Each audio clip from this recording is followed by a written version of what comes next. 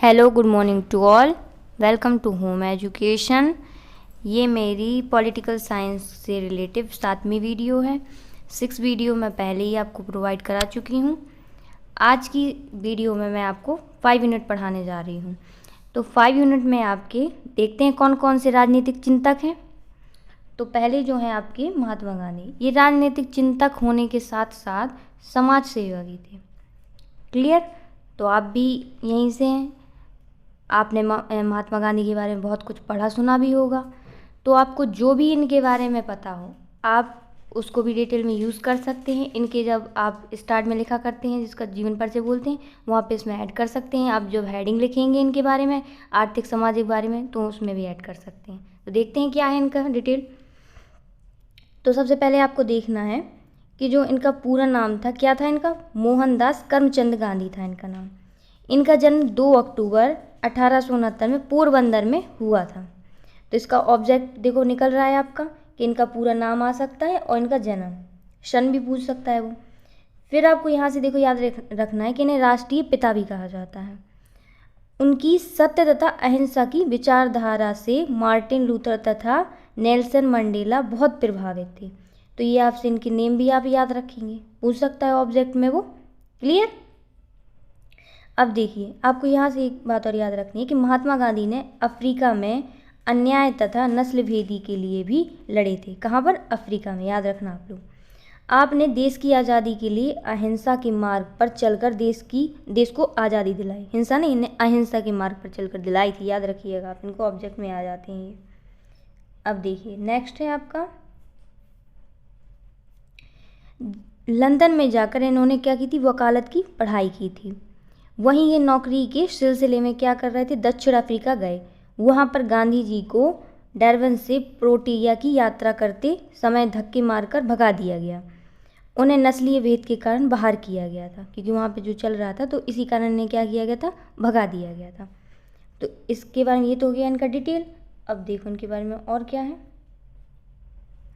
तो आपको इनकी एक बुक याद रखनी है, एक्सपेरिमेंटल विथ ट्रूथ बुक, क्योंकि सभी की मैंने बताई थी इनकी ये है। इनका एक नारा भी है, करो या मरो। इनके कुछ आंदोलन थे जैसे कि असहयोग आंदोलन, सविज्ञा आंदोलन, भारत छोड़ो आंदोलन। और भी आंदोलन आपको याद है तो ऐड कर सकते हैं इसके बारे में कि ये जिसके बारे में हो कि हाँ गांधी जी ने इसका आंदोलन दिया था। इसका आप डिटेल भी लिख सकते हैं। मैंने आपको सिर्फ हेडिंग दी है, आप इसका डिटेल भी लिख सकते हैं। क्लियर? चलिए नेक्स्ट देखते हैं इसमें और क्या आपको बताना है। ये देखिए अब आपको बताने हैं गांधी जी के आर्थिक व राजनैतिक विचार बताने हैं आपको। तो गांधी जी एक महान कर्मयोगी थे। उन्होंने नैतिकता के दोहरे मापदंडों को समाप्त करना था। उनका मानना था कि देश की जो राजनीति से धर्म को पृथक करना चाहिए। सभी ने ये कहा था कि धर्म और राजनीति अलग अलग होनी चाहिए। तो इन्होंने भी इसी कार्य में काम किए। तो इनकी अपन को क्या पढ़ने हैं, आर्थिक व राजनीतिक इनके विचार पढ़ने कि इनके विचार क्या थे। तो जो इनके राजनीतिक विचार थे वो आप देख लो। पहला इनका विचार था कि राज्य के बारे में विचार करें, आदर्श समाज, कार्यक्षेत्र। तो आपकी चौथी हेडिंग है स्वतंत्रता पर बल। फिर है आपकी राष्ट्रवाद के बारे में विचार। फिर पुलिस सेना। आप पुलिस सेना में ये थोड़ा डिटेल लिख देंगे कि गांधी जी के आदर्श राज में पुलिस सेना का कोई स्थान नहीं था। मतलब वो ये चाहते थे कि इतना अच्छा हमारा समाज बन जाए कि हमें पुलिस की कोई ज़रूरत ना पड़े। तो मैंने इसका डिटेल आपको इसलिए बता दिया कि आप इसमें जो लिखना है। बाकी नॉर्मल चीज़ें हैं, मैं आपको स्टार्ट से बताते आ रही हूँ तो मैंने इसलिए आपको डिटेल नहीं बताई। मैं सिर्फ हेडिंग बता रही हूँ और मैंने इतनी हेडिंग आपको दे रखी हैं 14-15 हेडिंग तक कि आप लोग एक लाइन लिखेंगे कि गांधी जी ने इसमें ये कहा, गांधी जी ने ये कहा, तो आपका आराम से 1.5-2 पेज आराम से चला जाएगा इसमें। इसलिए मैं आपको डिटेल ज़्यादा नहीं बता रही, सिर्फ मैं आपको हेडिंग बता रही हूँ। क्लियर? चलिए फिर आपको बताना है धर्म विशेष में राजनीति भी, एक सत्ता का होना, अहिंसा, सत्याग्रह, दोहरी मानसिकता को समाप्त, स्वराज, लोकतंत्र पर विचार, बहुमत संसदीय प्रणाली को खतरा। ये चीज़ उन्होंने बताई थी। तो मैंने जैसे आपको पहले ही बताया कि आपको इतनी हेडिंग दी है कि आप एक लाइन भी करेंगे तो उसका आराम से हो जाएगा, इसलिए मैं डिटेल नहीं बता रही हूँ। तो ये क्या थे गांधी जी के राजनीतिक विचार। अब हम लोग को चलना है आर्थिक विचार पे कि उनके आर्थिक विचार क्या क्या थे। तो जो उनका आर्थिक विचार था वो था पूंजीवादी का देखो विरोध, ये कॉमन पॉइंट है। फिर समाजवादी स्थापना पर बल, औद्योगिकरण का विरोध, कुटीर उद्योगों का समर्थन, आदर्श राज्य में आर्थिक सहयोग, फिर अर्थव्यवस्था पर उन्होंने देखो बल दिया था। फिर एक हेडिंग है उनकी अपरिग्रह का सिद्धांत। इसमें इन्होंने ये कहा था कि आवश्यकता के अनुसार धन का संग्रह करना चाहिए जिससे समाज में समानता तथा भाईचारा रहता है। आपको ये लिखना है, इसमें थोड़ा कठिन था इसलिए मैंने आपको लिख दिया, जैसे पुलिस सेना का लिखा था। बाकी कॉमन पॉइंट है तो आप लिख लेंगे आराम से।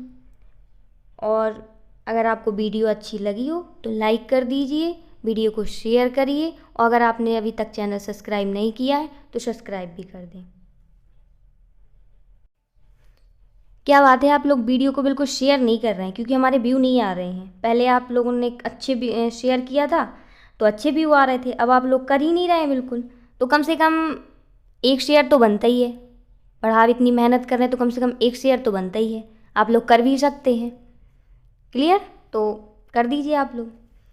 अब आपको सेकंड देखना है डॉक्टर भीमराव अंबेडकर जी। ये भी समाज सेवा थे पर ये इन्होंने दलितों के लिए काम किया था, ये आप क्लियर याद रखना।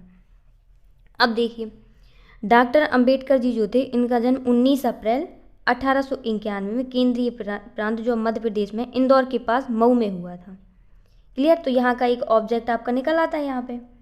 फिर है जो इनके पिता थे रामजी मालोजी थे, इनकी जो कहते हैं जात वो थी इनकी।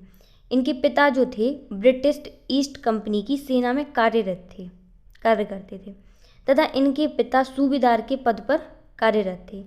अंबेडकर जी कुछ वचन कहते थे जिनके अनमोल वचन कहा जाता है, शिक्षित बनो, संगठित रहो, संघर्ष करो। ये उनके अनमोल वचन हैं जो ऑब्जेक्टिव रूप में पूछे जाते हैं, तो आप इनके ये वचन याद रखेंगे। 3 वचन हैं, याद रहेगा आप लोगों को। चलिए फिर आपको एक बात याद रखनी है कि उन्होंने जीवन भर दलितों के लिए लड़ते रहे। वो किसके लिए? दलितों के लिए। क्या, किस चीज़ से? अछूत, छुआछूत, ये अंधविश्वास, इस चीज़ में वो लोग लड़ते रहे। पहले छुआछूत कितनी थी कि कोई इंसान दूसरे इंसान को छूने में वो करता था, तो ये इस चीज़ के लिए लड़ते रहे, आपको याद होनी चाहिए। फिर इनके बारे में एक चीज़ और है कि जो अंबेडकर जी थे, इनकी जो ऑटोग्राफी है वो यूएसए के कोलंबिया के यूनिवर्सिटी में पढ़ाया जाता है। ये ऑब्जेक्ट समझ लो, कंपटीशन समझ, मतलब आप लोग ये याद रखने वाले हैं इसको। क्लियर? अब देखते हैं इनका आगे क्या है। फिर इन्होंने जो दलितों के लिए कार्य किए थे वो आपको देखना है। तो इन्होंने दलितों के लिए कार्य क्या किए थे? सामाजिक बुराइयों का देखो अंत किया था, जैसे अंधविश्वास, छुआछूत, ये चीज़ें। फिर जातिगत भेदभाव, कि जाति में भेदभाव नहीं करना चाहिए। शिक्षा का उन्होंने अधिकार पर बल दिया था क्योंकि दलितों को पहले शिक्षा का अधिकार नहीं था। संविधान का देखो निर्माण भी इन्होंने किया था। संविधान में दलित का आरक्षण भी इन्हीं ने, जब संविधान लिखा था तो उन्होंने आरक्षण भी मतलब दिया था उन्होंने।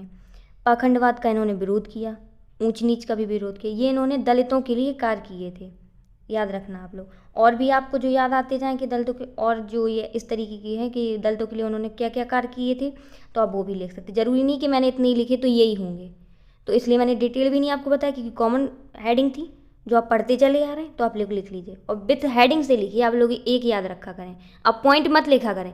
पॉइंट आप लोग 14-15 भी लिख देंगे तो उतना फ़र्क इफेक्ट नहीं पड़ता। जितना आप लोग हेडिंग, अगर आपने 5-6 ही लिख दी हेडिंग तो जितना आपको इफेक्ट पड़ेगा। क्लियर? थोड़ा आपको और देखना है इनके बारे में। तो जो डॉक्टर अंबेडकर जी थे, उनका जन्म वहार जाति में हुआ था। उनके बचपन का नाम भीमा था। तो आपसे पूछ सकता है कि उनके बचपन का नाम क्या था? भीमा, आप लोग याद रखेंगे। जब पूरा देश आज़ादी के लिए क्या कर रहा था? लड़ रहा था। उस समय अंबेडकर जी अपने समाज को हक दिलाने के लिए लड़ रहे थे। क्या याद रखेंगे कि जब पूरा देश आज़ादी के लिए हम लोग लड़ रहे थे तो अंबेडकर जी अपनी जाति को हक दिलाने के लिए समाज में लड़ रहे थे। आप लोग याद रखेंगे कि ये भी इनका ऑब्जेक्ट के रूप में पूछ लिया जाता है। फिर आपको याद रखना है कि स्वतंत्रता संग्राम में दलितों के नेता के रूप में ये उभरे तथा दलितों की तरफ से इनका नेतृत्व करते थे। कई बार गांधी जी का इनका मतभेद हुआ था। क्लियर है? फिर एक याद रखना है कि पूना एक्ट के समय इन्होंने क्या किया था? संविधान में दलितों के लिए आरक्षण, शिक्षा, स्वास्थ्य, अन्य सभी क्षेत्रों में इन्होंने दलितों का हक दिलाया था, क्योंकि पहले दलितों को कोई चीज़ का प्रावधान नहीं था, ना उन्हें शिक्षा का कह देते थे या छूत है, तो इन्हें कुछ मिल नहीं पाता था। तो इन्होंने क्या किया था? डॉक्टर अंबेडकर ने सब चीज़ें दिलवाई थी, इसीलिए इन्हें दलितों का मसीहा कहा जाता है। तो जब आपका क्वेश्चन जो आएगा कि डॉक्टर अंबेडकर को दलितों का मसीहा क्यों कहा जाता है, तो जो मैंने आपको ये पॉइंट बताए और ये जो आपको पैराग्राफ बताए ये आप लिखेंगे इसमें। और भी जो आपको पता है, जितना भी आप जानते हैं सब लिख सकते हैं। मैंने आपको पहले ही कहा था कॉलेज लाइफ है, आप जितना भी लिखें कम है और जितना भी याद करें सब कम है। जितना आप लिखेंगे, अगर क्वेश्चन आता है आपका दीर्घ में 3 पेज 4 पेज, इस तरीके से आपको लिखना होता है। आप बिल्कुल क्लियरिटी रट के नहीं कुछ कर सकते कि चलो हमने तो याद कर लिया तो हम लिखाएंगे तो हमें पूरे नंबर मिल जाएंगे। नहीं, वो कम से कम ये तो मांगते हैं कि 3-4 पेज में उसका एक्सप्लेन करो या 5 पेज में, इस तरीके से मांगता है। तो आपको जितनी जानकारी नॉलेज हो इनके बारे में आप लिखते जाएंगे। क्लियर? आप देखते हैं जो आपके थर्ड थे इसमें राजनीतिक चिंतक, वो थे आपके राम मनोहर लोहिया। कौन थे? राम मनोहर लोहिया। अब देखते हैं इनके बारे में।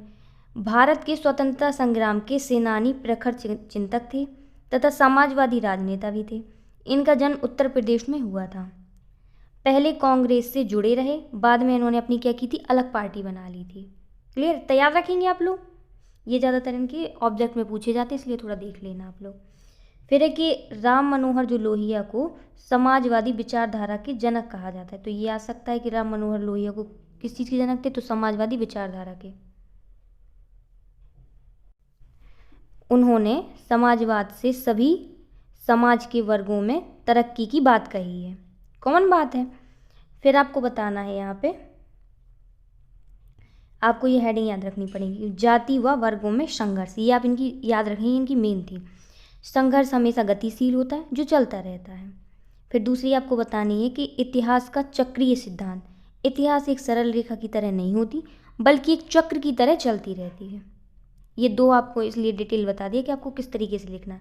बाकी की जो हेडिंग है वो कॉमन है, जैसे समाजवाद पर देखो बल, गांधीवाद पर आस्था, सत्य पर बल, धर्म और राजनीति पर बल, निरंकुश शासक का विरोध, विश्व संसद का समर्थन। मैंने आपको कॉमन पॉइंट जो बताए थे उन्हीं में से लिखा है मैंने, तो डिटेल बताने की ज़रूरत नहीं है। और जो बतानी थी तो वो मैं आपको पहले ही बता चुकी हूँ। तो जो आपकी 5 यूनिट थी वो हो चुकी है कंप्लीट। और आपको इससे कोई भी दिक्कत आए 5 यूनिट या कोई भी यूनिट से, तो आप कमेंट बॉक्स में प्लीज़ कमेंट कर दीजिए। वीडियो को शेयर ज़रूर करिए। Thank you.